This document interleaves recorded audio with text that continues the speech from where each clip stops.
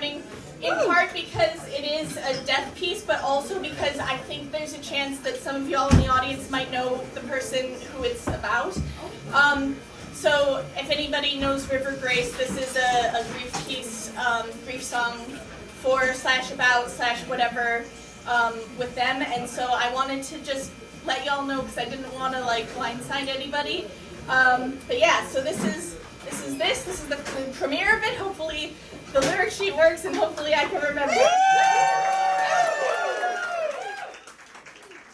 Okay, here we go. So okay. So sorry, hold on. So it's been a week since they died, but today's the first day anything seemed real. I admit that I miss being numb. My brain doesn't yet think it's ready to feel. The usual words don't seem right, so I've chosen instead not to say. No die young, no death thing, no chemo, limo, no Casimir Pulaski day. All I can manage to sing are refrain effect and obscured. I think this isn't my first anything, and yet I cannot muster a word. This is the first time I've cried on my notes app at 3 in the morning, and mourning is something I'm no stranger to. Death strikes with impunity, no warning. But with this we all knew, we just didn't know the timeline for when they would leave.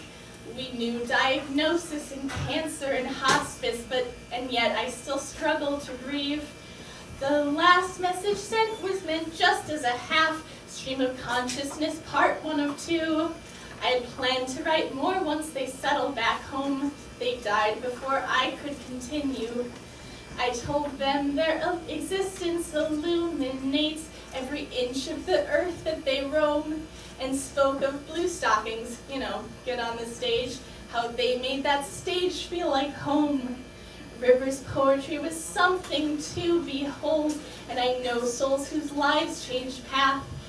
But so often in the scramble after the shows, they approached in the aftermath.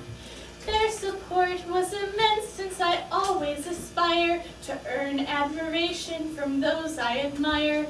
And now for the first time I lied, up at night writing elegy annotations. But I'd rather be audience hearing their art. They deserve decades more of standing ovations.